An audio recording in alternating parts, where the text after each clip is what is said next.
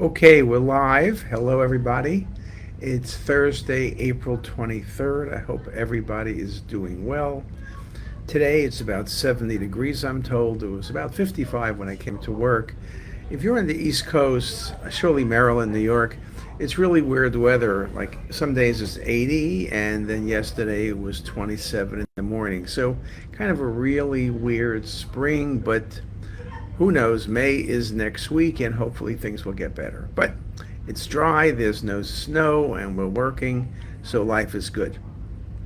Now, in trying to choose a topic for this week, it was actually very simple. I read, like all of you do, lots of journals, and there was an article in JAMA. It was published, I think, this past Saturday. To be exact, it was on April 16th online. There's a column I never really knew about in JAMA, and I read the articles, but I didn't notice this little red thing in top left upper quadrant. And the title is A Piece of My Mind. That's not the author's title, that's the journal's title, and it's meant to be, I think, 500 or 600 words of something that you want to say. Now, there's a lot of things all of us want to say, but sometimes you don't want to say it out loud, or sometimes you want to say it out loud, but you don't want to write it down, and you don't want to talk about it. Um, Often you're going to be right what you're talking about, but people may not want to hear about it. So you write articles and you can talk about it. This article is written by a doctor, Jenna Tangenti. I do not know her. She's from Northwell, which is in Long Island. And she wrote an article that is self reflective. And basically, she's a woman, she's a psychiatrist, mother of three, a wife, head of a residency program who, by her own statement, loves patients and her residents. She was then diagnosed with lung cancer. No, she was not a smoker, and it was a great surprise, but it was resected. She's doing well, and hopefully she is cured. But like all of us, you never know, and that's not the focus of the article. She spoke about, however, what a change and what the cancer, the surgery, and the chemotherapy meant to her.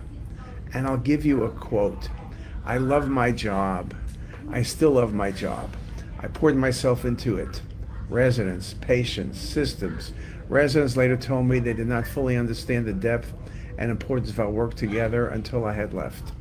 That mattered to me, and yet the program continues. The teaching conferences will happen, the clinics still run, the system adapts to absence. That does not mean the meaning of our work is any less, but she mentions that the key that institutions, I'm quoting now, are designed to endure beyond individuals, but on the other hand, families are not. From the first day of med school, we're taught endurance, we're taught the nobility, but endurance has a cost. I believe in medicine, I believe in training the next generation, I believe in the meaning of the work. What has changed is my willingness to absorb depletion without question. She does make the point, and this is where it's her moment to say it. No professional title replaces watching your child grow up. Institutional loyalty does not protect you from what happens when you postpone your own care. Medicine asks a great deal, and we give deeply, but it cannot take everything. She talks about, I'm being treated with curative intent. I am hopeful, I am strong, but I am different now. I am no longer willing to keep postponing life. Medicine can have extraordinary meaning, but it cannot substitute for being present in your own life. The world may need us as a physician, but the people who love us need us as ourselves. And that is the role no one else can fill. Excellent worth reading. Again, you can go online. If you type in on Google search, Time is Finite, JAMA article, it'll come up. You can read it for free. But it does make the point that all of us work really hard. And these days, the administrators want you to work harder and harder and harder. Forget your family for a second. Even if you had no family, even if you wanted no family, there's only a limit to what you can do before it begins to hurt you. And surely, if you have a family, her point is that medicine is important, working is important, but family, hold on.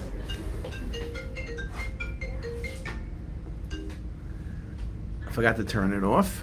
One more spam call. But family is more important. Family will be there. Institutions, whether you're at Hopkins, Mass General, Stanford, Duke, you name the place. And I've been through it myself. You know, different times, different people have left. And I remember, oh my goodness, how will we carry on with this person leaving there? So good, so important, so unbelievable. But you know what? If you're incredible, unbelievable, people might remember you for a day, 2 days, maybe a week. Dave Ettinger told me a long time ago, when I first started, that Hopkins is kind of like being on the beach. You can draw everything in the sand and it looks very impressive. And eventually a wave comes by and clears everything away. And that is medicine. That's not a bad thing.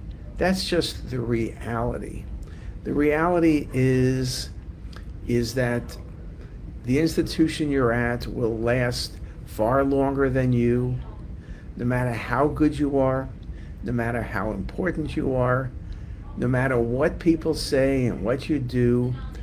You may disappear today, tomorrow, or in 50 years. But at the end of the day, it just doesn't matter. Time is finite. And I think the one thing the author does mention, and what Jenna does say, is it's finite, and make sure you use it wisely. Yes, take care of your patients. Yes, work hard. Do great things. But don't forget where the priority really is. And the priority is you. Don't worry about working overtime or this or that. You know, people will be grateful for a minute, but only because it makes them look better. You know, you have some administrators complaining the films aren't being read, or the patients aren't being seen, or the ER is backed up, or you're not meeting this metric or that metric. Those are a bunch of bureaucrats who have no concern for you or your well-being. Let's be honest. They're a bunch of bureaucrats. It's just pushing a rock.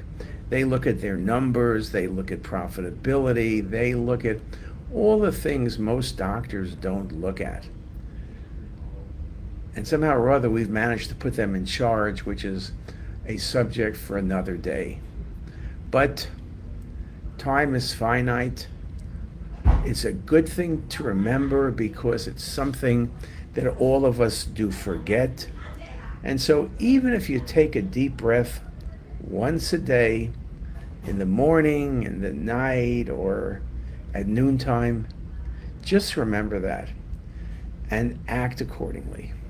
So with that, I hope everybody is doing well, writing and reading and taking care of your patients and doing everything that's important.